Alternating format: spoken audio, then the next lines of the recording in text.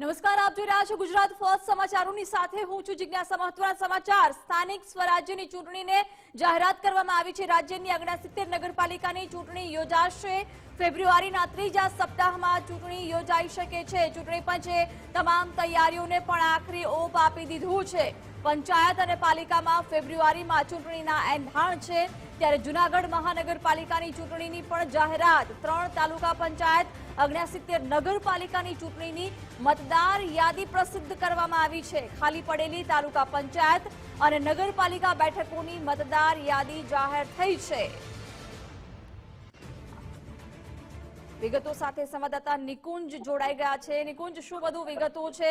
જે પ્રકારે 3 તાલુકા પંચાયત અને 69 નગરપાલિકાની ચૂંટણીની મતદાર યાદી પ્રસિદ્ધ થઈ છે।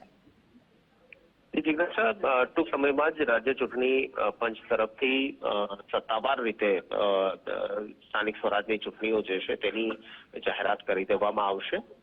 થોડા સમયની અંદર રાજ્ય ચૂંટણી પંચના મુખ્ય ચૂંટણી અધિકારી મુરલીકૃષ્ણન જે છે તે પ્રેસ કોન્ફરન્સ કરશે અને તેની અંદર સ્થાનિક સ્વરાજની ચૂંટણીઓની જાહેરાત કરશે।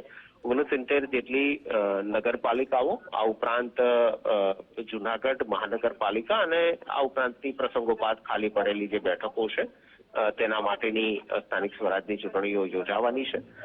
સંભવિત જે તારીખો સામે આવી રહી છે તે ફેબ્રુઆરી મહિનાના પ્રથમ સપ્તાહની અંદર તમામ ચૂંટણીની કામગીરી જે છે તે કરી લેવામાં આવશે અને 15 ફેબ્રુઆરી પહેલા સ્થાનિક સ્વરાજની જે પણ ચૂંટણી કંડક્ટ રાજ્ય ચૂંટણી પંચ કરવાની છે તેની મતગણતરી અને પરિણામ પણ જાહેર કરી દેવામાં આવશે। અલબત્ત તારીખ કઈ હશે પોલ ઓફ વોટિંગની, પોલ ઓફ કાઉન્ટિંગની, તે થોડા સમયની અંદર રાજ્ય ચૂંટણી પંચ જે છે તે જાહેર કરશે। 4:30 વાગ્યાનો સમય છે રાજ્ય ચૂંટણી પ્રેસ કોન્ફરન્સ માટેનો। પ્રેસ કોન્ફરન્સના માધ્યમથી ચૂંટણી આયોગ જે છે તે આ તારીખોની જાહેરાત કરશે। મહત્વનું છે કે છેલ્લા 3 થી 2.5 મહિનાથી રાજ્ય ચૂંટણી પંચ જે છે તે તમામ કામગીરી કરી રહ્યું હતું, તૈયારીઓ કરી રહી હતી।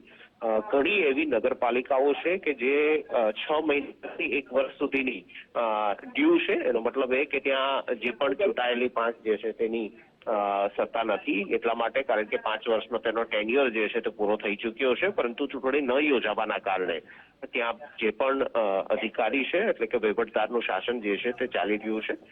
જૂનાગઢ મહાનગરપાલિકાની સ્થિતિ પણ એ છે કારણ કે 5 વર્ષનો જે ટેન્યુઅર હતો ત્યાંની ચૂંટાયેલી પાંખનો તે પૂર્ણ થવાના કારણે મ્યુનિસિપલ કમિશનર જે છે તે વહીવટદાર તરીકે હાલ શાસન કરી રહ્યા છે। તે જ રીતે અન્ય નગરપાલિકાઓ 69 જેટલી જે છે ત્યાં આ પ્રકારની પરિસ્થિતિ છે અને લાંબા સમયથી માંગ થઈ રહી હતી સ્થાનિક સ્વરાજની ચૂંટણીઓની, પરંતુ 27% ઓબીસી અનામતની જે બાબત સામે હતી તેના કારણે જે સમર્પિત આયોગનો રિપોર્ટ પેન્ડિંગ હતો તે જાહેર થયો।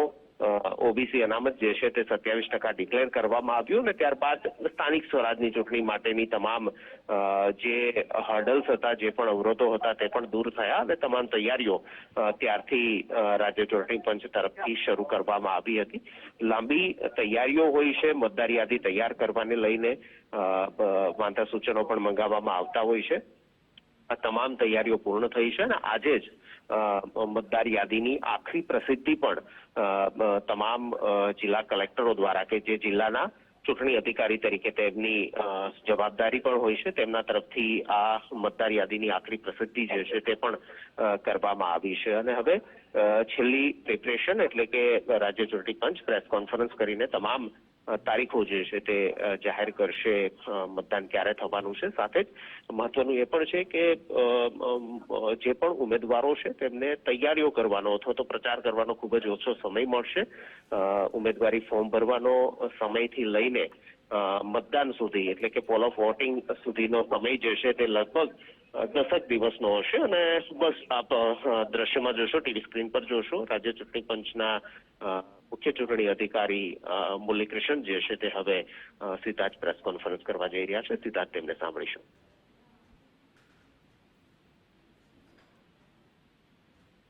જી નિકુંજ, આપ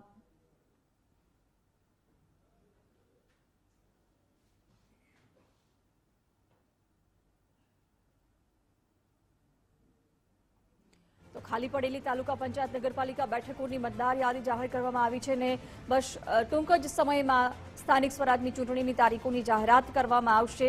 જૂનાગઢ મહાનગરપાલિકાની ચૂંટણીની પણ જાહેરાત કરવામાં આવશે. રાજ્યની કુલ 69 નગરપાલિકાની ચૂંટણી યોજાવાની છે, જેની તૈયારીઓને આખરી ઓપ આપી દેવામાં આવ્યો છે અને ફેબ્રુઆરીના ત્રીજા સપ્તાહમાં આ ચૂંટણી યોજાઈ શકે છે. બસ થોડીક જ વારમાં તારીખોનું પણ એલાન કરવામાં આવશે. ચૂંટણી પંચે તમામ તૈયારીઓને આખરી ઓપ આપી દીધો છે. સ્થાનિક સ્વરાજ્યની ચૂંટણીની જાહેરાતો થોડીક જ વારમાં પંચાયતની ચૂંટણી યોજાવાની છે, તો સાથે જ 69 નગરપાલિકાની પણ ચૂંટણી યોજાવાની છે.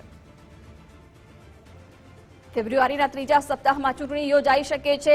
પ્રેસ કોન્ફરન્સની શરૂઆત થઈ ચૂકી છે. થોડીક જ વારમાં તારીખોની જાહેરાત કરવામાં આવશે. ચૂંટણી પંચે અગાઉ પણ કહ્યું છે કે તમામ તૈયારીઓને ઇલેક્ટ્રોનિક મીડિયાનો આજની રાજ્ય ચૂંટણી પંચની પ્રેસ બ્રીફિંગમાં સ્વાગત કરું છું.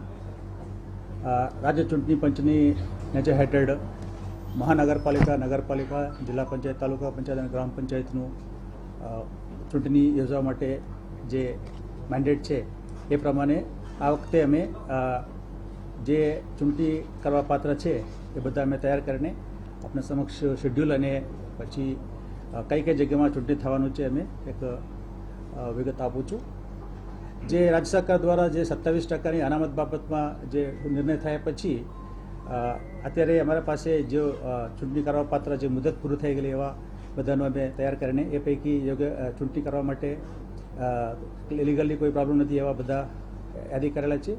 એ પૈકી જૂનાગઢ મહાનગરપાલિકા સામાન્ય ચૂંટણી, 66 નગરપાલિકાઓ સામાન્ય ચૂંટણી, કટલાલ, કપડવંજ, ગાંધીનગર તાલુકા પંચાયતની સામાન્ય ચૂંટણી, બોટાદ અને વાંકાનેર નગરપાલિકાની મધ્યસત્ર ચૂંટણી તથા પ્રસંગોપાત ખાલી પડેલા જે બેઠકો છે એ પૈકી અમદાવાદ, ભાવનગર, સુરત મહાનગરપાલિકાની 3 બેઠકો, 15 નગરપાલિકા પૈકી 21 બેઠકો વાર્ડની ને 8 જિલ્લા પંચાયતની 9 બેઠકો તથા 72 તાલુકા પંચાયતની 51 સીટો પર પેટા ચૂંટણી યોજવા માટે અમે 19/12/24 તારીખે મતદાર યાદી મુસદ્દા પ્રસિદ્ધ કરવામાં આવેલ હતી. એ જે આપનો બધાનો ખ્યાલ છે, જે રૂલ્સ પ્રમાણે મતદાર યાદીની તૈયાર કરવા માટે રૂલ્સમાં એવું જોગવાઈ છે, એસેમ્બલીમાં જે ભારત ચૂંટણી પંચ દ્વારા જે યાદી તૈયાર કરવામાં આવેલ છે એ યાદીનો બેઝ તરીકે લઈને અમે અમારા જે મ્યુનિસિપાલિટી પંચાયતો માટે જે અનુકૂળ રીતે વાર્ડ રચના કરીને એનું અમે ડ્રાફ્ટ તરીકે પ્રસિદ્ધ કરીએ છીએ. ત્યાર પછી અમે જે વાંધા સૂચના મંગાવીએ છીએ, ત્યાર પછી એનું અમે આખરી પ્રસિદ્ધિ કરવાનું હોય છે. એના માટે જે રૂલ્સ નિયમ પ્રમાણે જે વાંધા સૂચના લઈને આજની તારીખે એ પ્રસિદ્ધ થઈ રહ્યા છે. સાંજ સુધી અમને આખરી પ્રસિદ્ધિ રિપોર્ટ આવશે. એમાં અમે શું કર્યો, જે 29 એટલે 29 ઓક્ટોબર 29/10/24 થતા 6/1 એટલે હમણાં 10 દિવસ પહેલાં જે ભારત ચૂંટણી પંચે આખરી યાદી પ્રસિદ્ધિ કરેલા છે એમાં પણ જે નવા એડિશન થયેલા છે એનું પણ અમે સમાવેશ કરીને આજની તારીખે અમે આખરી પ્રસિદ્ધિ કરવામાં આવેલ છે. અને જે શેડ્યુલ છે આ પ્રમાણે છે. ચૂંટણી જાહેરાત એટલે આજની તારીખે છે, અત્યારે થઈ રહ્યા છે 21/1નું. જાહેરનામાનું પ્રસિદ્ધિ કરવાની તારીખ 27/1/25. ઉમેદવારી પત્ર ભરવા માટે છેલ્લી તારીખ 1/2/2025. ઉમેદવારી પત્રોની ચકાસણી 3/2/25. ઓકે. ઉમેદવારી પત્ર પાછી ખેંચી લેવા માટેની છેલ્લી તારીખ 4/2/2025. મતદાનની તારીખ 16/2/2025 રવિવારે અને સવારના 7 વાગ્યાથી સાંજે 6 વાગ્યા સુધી. પુનઃ મતદાન પ્રશ્ન હોય તો એ 17/2/25 તારીખે અને મતગણતરી તારીખ 18/2/25. ચૂંટણી પ્રક્રિયા પૂર્ણ થવાની તારીખ 21/2/2025. રિપીટ કરવાની કોઈ જરૂર છે? ઓકે, સારું, થોડા શાંતિથી બોલું છું. ચૂંટણી જાહેરાત 21/1/2025. જાહેરનામા પ્રસિદ્ધ કરવાની તારીખ 27/1/25. ઉમેદવારી પત્રો ભરવા માટેની છેલ્લી તારીખ 1/2/2025. ઉમેદવારી પત્રો ચકાસણી માટેની તારીખ 3/2/2025. ઉમેદવારી પાછી ખેંચી લેવા માટે છેલ્લી તારીખ 4/2/2025. મતદાનની તારીખ 16/2/2025 રવિવારે સવારે 7 વાગ્યાથી સાંજે 6 વાગ્યા સુધી. પુનઃ મતદાનની જરૂર હોય તો 17/2/2025. મતગણતરી તારીખ 18/2/2025. ચૂંટણી પ્રક્રિયા પૂર્ણ થવાની તારીખ 21/2/2025. હવે ચૂંટણી હેઠળ સંસ્થાઓ વિસ્તારોમાં 21/1 આજથી ચૂંટણી જાહેરાત પૂરો થતાં આદર્શ આચારસંહિતા અમલમાં આવે છે અને ચૂંટણીની ઉમેદવારી જે પત્રો છે, ફોર્મ છે, ભરેલા ફોર્મ એનું કમિશનની વેબસાઇટ ઉપર તમે જોઈ શકો છો, ડાઉનલોડ કરી શકો છો. અને આ ચૂંટણી માટે જે 2016ના જે રાજ્ય ચૂંટણી પંચ તરફથી એક હુકમ કરવામાં આવેલ છે, એમાં 14 ડોક્યુમેન્ટ, દસ્તાવેજો મતદારો માટે ઓળખાણ માટે જે લઈ શકાય એવા 14ની યાદી પણ અગાઉ આપેલા છે, ફરીથી આપીશું. કે પછી મતદાનના સમયે ઓલરેડી મેં કહી દીધું. હવે આ મતદાન છે નગરપાલિકાઓની, કોર્પોરેશનની આપ ઓળખું છું, આ મલ્ટી ચોઇસ મિશનમાંથી કરવામાં આવે છે અને જિલ્લા પંચાયત, તાલુકા પંચાયતની સિંગલ ચોઇસ મિશનમાંથી કરવામાં આવે છે. એટલે બધામાં ઈવીએમ દ્વારા કરવામાં આવે છે. હવે જે ચૂંટણી થવાનું છે એ કુલ સંસ્થાઓ 170 છે. એ પૈકીની વોર્ડ અથવા કોન્સ્ટિટ્યુન્સી કહેવાય, એની સંખ્યા છે 696. કુલ બેઠકોની સંખ્યા 2178, 2178. કુલ મતદાનની મતકોની સંખ્યા 4390, એટલે 4390. આ પૈકી સંવેદનશીલ મતદાનની સંખ્યા 1032, અતિ સંવેદનશીલ મતદાનની સંખ્યા 244. એ તો અત્યારની પરિસ્થિતિની હિસાબે, પછી જ્યારે ચૂંટણી પ્રક્રિયા શરૂ થાય પછી બધા નોમિનેશન થાય થોડું ઘણું ફેરફાર થશે. આ માટે ચૂંટણી અધિકારીની સંખ્યા 179, એટલે 179. મદદનીશ ચૂંટણી અધિકારી પણ એટલા સંખ્યામાં છે. અને પછી બેલેટ યુનિટની જરૂરિયાત છે 8351 રફલી. અને પછી સીયુની 5697, એટલે રિઝર્વ સાથે, રિઝર્વ તાલીમ માટે બધા અમે રાખીએ છીએ. એમાં પોલિંગ સ્ટાફની જરૂરિયાત છે 25000 જેટલા પોલિંગ સ્ટાફની જરૂરત પડે. પોલીસની સ્ટાફનું 10000 પ્લસ જરૂરત પડશે. અને પુરુષ મતદારોની સંખ્યા 19,84,000 જેટલા છે. સ્ત્રી મતદારોની સંખ્યા 19,01,000 જેટલા છે. અને અન્ય મતદારો છે 145, એટલે થર્ડ જેન્ડર કહેવાય, એના માટે 145 છે. અને આપને ફોલ્ડરમાં જે કેટેગરી, એટલે નગરપાલિકા, કોર્પોરેશનના કેટલા મતદાર છે, પંચાયત, જિલ્લા પંચાયતના કેટલા છે, તાલુકા પંચાયતના છે, એ બેકઅપ તમને ઓલરેડી આપેલ છે પત્રકમાં, ફોલ્ડરમાં તમે જોઈ શકો છો. હા જી, નથી એટલા માટે આપણું જે બનાસકાંઠાનું ગ્રામ પંચાયતો ઇલેક્શન્સ ડ્યુ છે, કેટલા ગ્રામ પંચાયતો? લગભગ 4000 જેટલા ગ્રામ પંચાયતોની ડ્યુ છે. પરંતુ એને જે 27% જે ઓબીસી કમિશનની જે ભલામણ, જે ગવર્મેન્ટની નિર્ણય છે, એના માટે જ રિઝર્વેશન કરવાનું છે, એ અત્યારે પ્રક્રિયા ચાલી રહી છે. એટલે એનું પ્રક્રિયા પૂરું થાય તુરંત એને પણ કરવામાં આવશે. પછી એવા કેટલા ગ્રામ પંચાયતો છે કે જે નવી અર્બન બોડીઝ હમણાં મ્યુનિસિપલ કોર્પોરેશન્સમાં તબદીલ થઈ, મ્યુનિસિપલ કોર્પોરેશન્સ જે બ્રોડ થયા અને એમાં ગામડા ગયા, એવા કેટલા ગ્રામીણ વિસ્તાર? જે અત્યારે અમે ગ્રામસભાના ઇલેક્શનની વાત તો નથી, જે કેટલા ગ્રામ પંચાયત નજદીકની શહેરમાં બિલ્ડ થઈ ગયા એ આંકડા તમને પંચાયત અને શહેરી વિકાસ ભગત મળે છે. અહીંયા આટલું કહી શકું છું, જે નડિયાદની ખેડા જિલ્લામાં, જે આણંદમાં વલ્લભ વિદ્યાનગર અને બીજું એક કરમસદ, એમાં કોર્પોરેશનમાં બેલ થઈ ગયા. એટલે બે એનું અસ્તિત્વ નથી, એટલે આ બેમાં ત્યાં ઇલેક્શન કરવાનું નથી. જે ભણ્યા નથી, જે સ્મોલ ટાઉન કોર્પોરેશનમાં ગયા નથી, એવી કેટલી નગરપાલિકાઓ જેની તમે ઇલેક્શન નથી કરતા? ઓકે, એ આંકડા તમને આપીશ. જે ડ્યુ છે, હા આપીશ. પ્રશ્ન સમજી ગયા ને? સમજી. હા. કારણ કે આપણી ડ્યુ તો લગભગ આપીશ. 78 પાલિકા હતી. એમાં ડિઝોલ્વ થયેલા નગરપાલિકા છે 5 હતી: હા. મોરબી, બોરસદ, સોજિત્રા, બોટાદ, વાંકનેર.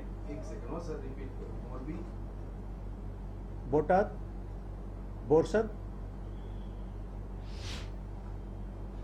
સોજિત્રા, વાંકાનેર. એ પૈકી બોરસદ અને સોજિત્રામાં સરકાર તરફથી જે રિઝર્વેશનની, જે ઓબીસી કમિશન પ્રમાણે, ભલામણ પ્રમાણે જે સરકાર નિર્ણય કર્યો, એટલે રિઝર્વેશન શું હજુ નક્કી થયું નથી. ઓકે, એના માટે આ બે બાકી છે. અને સોજિત્રા, મોરબી જે આપણે ખબર છે એ પણ કોર્પોરેશન થયો. બોટાદ અને વાંકનેર લેવાઈ ગયા, યાદીમાં છે. હા, પછી નવા નગરપાલિકા 3 થયેલા છે: નખત્રાણા, વઘોડિયા અને ટંકારા. ઓકે, નખત્રાણા વઘોડિયાનું જે સીમાંકન કાર્યવાહી અત્યારે ચાલુ છે, કે અમે કોશિશ કર્યો, પરંતુ લોકો તરફથી એટલે જે પોલિટિકલ પાર્ટીની રજૂઆત એવી છે, તમે આટલું ઉતાવળ નથી કરતા, થોડું શાંતિથી અમને સાંભળો. એટલે ના નખત્રાના વઘોડિયા ત્રણ નવા છે. એ પૈકી નખત્રાણા અને વઘોડિયામાં સીમાંકન માટે અમારી કક્ષાએ છે, કાર્યવાહી ચાલુ છે, અને સીમાંકન કાર્યવાહી પૂરું થાય એને અમે ચૂંટણી કરવાનું છે. પછી ટંકારા છે. ટંકારામાં શું થયું, પહેલા મ્યુનિસિપાલિટી થઈ, પછી એમાં કંઈક ગામનું કંઈક કલ્યાણપુર કંઈ ગામ યાદ નથી, ગામનું કંઈ આમાં એડ કરવાનું કે ડિલીટ કરવામાં ફેરફાર થયો. એટલે પછી સરકાર તરફથી જે સીટો નક્કી કરવાનું અને પછી રિઝર્વેશન સીટો નક્કી કરવાનું આવવાનું બાકી છે. એ આવી જાય તો એનું પણ અમે સીમાંકન બાકી, આજે વઘોડિયા અને નખત્રાણાનું બાકી છે, એની સાથે ટંકારાનું પણ લઈ જઈશું. પછી એવો પ્રશ્ન કે કેટલી પાલિકાઓ વધી અને કેટલી સીટ વધી, પાલિકાઓનો એરિયા કેટલો નવો વધ્યો? તમે ચૂંટણી હેઠળ 66 પાલિકાથી લઈ રહ્યા છો, હજુ બાકી છે ખરા, નગરપાલિકામાં નવો વિસ્તાર એડ કરી રહ્યા છો. હજુ હું એમ આવું છું, હજુ એક કેટેગરી બાકી છે મારા કહેવાનું. એક ડિઝલની વાત થઈ ગયો, નવાની વાત થઈ ગયો. હવે બીજા જે ડિઝલ થયું નથી અને પછી નવા નથી, પરંતુ ત્યાં ઇલેક્શન ના થવાના કારણે એવા છે, એમાં કરમસદ અને વલ્લભ વિદ્યાનગર મેં કીધું આપનું આણંદ શહેરમાં ભેળ થઈ ગઈ, એટલે એનું અસ્તિત્વ નથી. હવે થરાદ, ધનેરા, વિજાપુર, ઈડર એ ચારમાં હદની વિસ્તારનું ફેરફાર થયું. એના કારણે થરાદ, ધનેરા, વિજાપુર, ઈડર એના હદ ફેરફાર થવાથી સીમાંકનનો પ્રશ્ન છે. સરકાર કક્ષેથી જે શું અસર પડે છે સીટો ઉપર બધા કરીને આપે તો પછી હવે એ પ્રમાણે કરીશું. એક લાસ્ટ ક્વેશ્ચન સર, કે સીટો 66 નગરપાલિકામાં 66 જે નગરપાલિકાઓ છે એમાં સીટો ડ્યુ હતું, આપણું ડ્યુ હતું 5 વર્ષ, 7 વર્ષ, 6, 6.5 વર્ષ, 6.5 વર્ષ પહેલા જયારે પરમાનસર તો સમજતા હતો, 6.5 વર્ષ પહેલા જયારે આપણે ઇલેક્શન કર્યું એના કરતા આ 66 માં જે રીતે સીટો વધી છે એ જ સીટો ઉપર આપણે ઇલેક્શન કરીએ છીએ. નહીં, જો સીટો કેવી રીતે વધે, સીમાંક જે રિઝર્વેશન થયું ને ઝવેરી કમિશનના ભલામણના પર સરકારે 10%ના બદલે 27% કર્યો. બાકી એસસી એસટી રિઝર્વેશન હેઠળની કહું છું, 10% હતું ત્યારે કેટલી સીટો રિઝર્વ હતી અને 26% કેટલી સીટો અમે અહીંયાથી ફેરફાર કરતા નથી. સરકાર સીટ નક્કી કરીને જે એના માટે સીટો કેવી રીતે નક્કી કરવાનું, નગરપાલિકા માટે, જિલ્લા પંચાયત માટે વગેરે માટે વસ્તીના આધારે એ લોકો કરવાનું છે. કોર્પોરેશન માટે સરકાર જે નક્કી કરે પ્રમાણે, પણ નગરપાલિકા અન્ય લોકલ સ્થાનિક સંસ્થાઓ માટે એક રૂલ છે સરકારમાં, એક્ટમાં, એ પ્રમાણે જે 4 લાખ સુધી એટલા હોય તો આટલા મેમ્બર, પછી 4 લાખ પછી એક દરેક લાખ માટે એક ફોર્મ્યુલા છે, એ પ્રમાણે સરકાર કરશે. સર, ઇલેક્શન મતગણતરીની સિસ્ટમ સમજાવો. પહેલું કોનું વિજેતા જાહેર થશે? રિઝર્વેશન કેટેગરીનો જાહેર થશે કે પછી સામાન્ય જાહેર થશે? મતગણતરીનું જ્યારે ઇલેક્શન પૂરું થાય ને, ઇલેક્શન અત્યારે જ કહો તમે, આ રિઝર્વેશન ફર્સ્ટ ટાઈમ આવ્યું છે સ્ટેટમાં, ફર્સ્ટ ટાઈમ ઇન્ક્લુડ થઈ રહ્યું છે, એટલે તમે અત્યારે સમજાવો. અત્યારે એ સમય તમે કઈ બદલી દેવાના છો? સમય બદલા નથી. હા, તો અત્યારે સમજાવો. સમય છે 9 વાગે શરૂ થશે. ફર્સ્ટ ટાઈમ એપ્લાય થઈ રહ્યું છે. ના આટલા બ્રોડર લાઈનમાં first time 27% first time apply થઈ રહ્યું છે. 10% હતો ને, એમાં કોઈ ચેન્જ નથી, કોઈ ચેન્જ નથી. મતગણતરીનો સમય 9 વાગ્યાથી શરૂ થાય છે. ભૂતકાળમાં પણ 9 વાગ્યાથી કરેલા છે. અગાઉ 10%થી કરતા હતા, હવે 27% થઈ ગયા. બાકી કાઉન્ટિંગ પ્રક્રિયામાં કોઈ ફેરફાર નથી કર્યો. Thank you. એ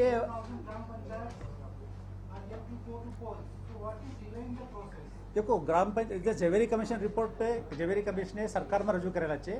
સરકારે જે એના ઉપર નિર્ણય કરીને અમને ખાલી નોટિફિકેશન બહાર પડ્યા બધાનો, એ નોટિફિકેશન આધારિત તમે રિઝર્વેશન નક્કી કરવાનું છે. એ જે કમિશન સત્તા અમે જિલ્લા કલેક્ટરને આપેલા છે ગ્રામ પંચાયત પૂરતું, એ જે એમાં જે રૂલ મોડિફિકેશન કરવાનો હતો અમને 1.5 મહિના પહેલા જ મળેલા છે. અત્યારે કાર્યવાહી ચાલુ છે. એ પણ 1.5 મહિના તો મને એક્ઝેક્ટ ડેટ મને ખબર નથી. એ રૂલ મોડિફિકેશન કરવાનો હતો, એ થાય પછી અમે તુરંત અમે કાર્યવાહી કરી દીધા. અત્યારે કાર્યવાહી ચાલુ છે જિલ્લા કક્ષાએ. એ પૂરું થાય પછી અમે એનું ઇલેક્શન કરવાનું છે. हिंदी एक सेकंड ए भाई नहीं आप बाकी मित्रों ने चांस आपको नहीं बाकी मित्रों आगे पूछे सर બધા પૂછે એમાં કઈ નથી एक पूछे या सब पूछे एक मिनट ग्राम पंचायत में एक्सपेक्टेड એક્સપેક્ટ ડેટ આવી રીતે નથી કરતા હોય. જિલ્લા કક્ષાએ જે એમનું જે રિઝર્વેશનનું કામગીરી છે એ બધું પ્રૂવ કરાવીને ऐसा ना टाइम नहीं होता है. જે 15 दिन में पूरा हो जाएगा, महीने में पूरा हो जाएगा तो ત્યાર પછી ઇમિડિયેટ કરવામાં આવશે. ऐसा कोई डेट नहीं. મને ખાલી એટલું સમજાવો કે ફર્સ્ટ વિનર એ રીતે વિજેતા ડિક્લેર કરવાના છો કે પછી પછી કાઉન્ટિંગ અત્યારે વાત નથી કરતા, પછી કરીશું. પછી આગળ શું ભાઈ ઉભો રહે, એક हिंदी में સેકન્ડ, તું એ વાત ના કરીશ. नहीं પછી કરીશું. નહીં અભી નહીં.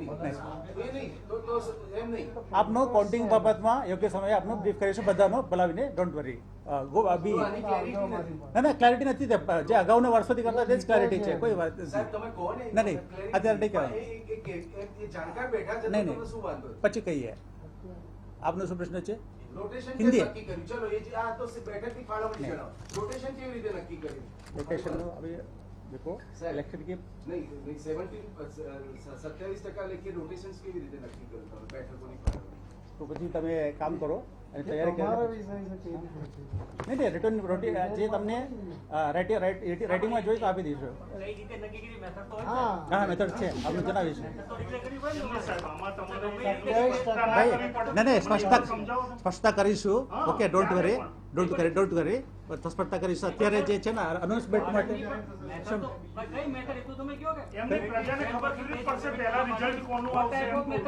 જો પોપ્યુલેશન વધારે અમે કરીએ છીએ. પ્રોપોર્શન ઓફ વસ્તી SC ST પહેલાં SCમાં કરીએ જ છીએ. દાખલા તરીકે રિઝર્વેશન કરવાનું હોય 40 સીટ હોય એમાં સ્ત્રી પુરુષ સરકારે નક્કી કરીને આપે છે. SC માટે આટલા સીટો, ST માટે આટલા સીટો, OBC માટે આટલા સીટો સરકાર નક્કી કરે છે. અમે નક્કી કરતા. સીટ સંખ્યા અને રિઝર્વેશન સંખ્યા અમને આવે છે. અમે આવ્યા પછી પહેલા પ્રાયોરિટી પ્રમાણે પહેલે શેડ્યુલ કાસ્ટનો અમે આપીએ છીએ. શેડ્યુલ કાસ્ટ પૂરતા પછી STનો આપ્યા પછી OBCનો, પછી જનરલ. ઓકે એમાં જે SCનું પહેલા આવ્યા પછી એમાં મ્યુનિસિપાલિટીમાં 4 વોર્ડ હોય એમાં ફર્સ્ટ 1 અને 2માં વુમેનનો આપતા હોય છે, 3rd અને 4th પછી બાકીના. એટલે જનરલી ફર્સ્ટ સીટમાં જે સ્ત્રીનો અલોટમેન્ટ થાય એ ભરી જાય ત્યાર પછી બીજા રોમાં જાય છે. એટલે મ્યુનિસિપાલિટીમાં 4 હોય ને 1 2 3 4 એમાં ફર્સ્ટ રો ભરાઈ જાય પછી સેકન્ડ રોમાં જાય. મોટા પાયે ફર્સ્ટ રોમાં પૂરું થાય, સેકન્ડ રોમાં જનરલી ઓછા જાય છે. પછી 3rd row 4th row general reservation અને જનરલ માટે એ રીતે સિસ્ટમ છે આખી. એના પ્રમાણે દરેક વોર્ડની જે સીમાંકન થાય પછી એટલે વસ્તીના આધારે સીમાંકન થાય. સીમાંકન થયા પછી એમાં વોર્ડ વાઇઝ એનું ડિસેન્ડિંગ ઓર્ડરમાં કરવામાં આવશે. પહેલે SC પછી ST પછી OBC. એનો જે વોર્ડ નંબર જે દાખલા તરીકે વોર્ડ નંબર 1 to 10 છે, પરંતુ એમાં SC પોપ્યુલેશન વોર્ડ નંબર 9માં વધારે હોઈ શકે, 1માં નથી. એટલે પછી 9થી શરૂ થાય, 9 7 5 જે ડિસેન્ડિંગ ઓર્ડરમાં એ પ્રમાણે STનું એ પ્રમાણે હોય અને પછી OBCનું એ પ્રમાણે હોય છે. અને પછી દાખલા તરીકે પછી SC એક જ સીટ હોય રિઝર્વેશનમાં. ફર્સ્ટ ટાઈમ આવે ત્યારે એમનું જેન્ટ્સ સાધારણ આપીએ છીએ. જેન્ટ્સને કહેવાય સાધારણ. જનરલી આમ ફિમેલ કહેતા હોય તો જેન્ટ કહે, જેન્ટ નથી તો જનરલ. ત્યાં બધા કમ્પ્લીટ કરી શકે એમાં જનરલ રાખીએ છીએ. ફરી બીજા ઇલેક્શન આવે ત્યારે એમનું સ્ત્રીનું આપીએ છીએ. ફર્સ્ટ ટાઈમ એક જ સીટ હોય તો SC માટે SCનો જનરલ આપે, પછી સેકન્ડ રાઉન્ડમાં સ્ત્રીનો જાય છે. એ અલોટમેન્ટ સિસ્ટમ છે. આ ફાળવણી થઈ સર, બરાબર? આ ફાળવણી સરસ સમજાય. તો આ જ રીતે મતગણતરીમાં પણ વિજેતા આ જ રીતે જાહેર થશે. તમે મને એમ કહો પહેલો SC તમે જાહેર કરવાનો, બીજો ST જાહેર કરશો, ત્રીજો OBC જાહેર કરશો અને પછી સામાન્ય કરશો. તમે કોઈ લીડિંગ ક્વેશ્ચન આપતા નથી અત્યારે. આપકો પ્રશ્ન કયા હિન્દી में बोलना है? क्यों हिंदी બધા ગુજરાતી સમજે છે પછી?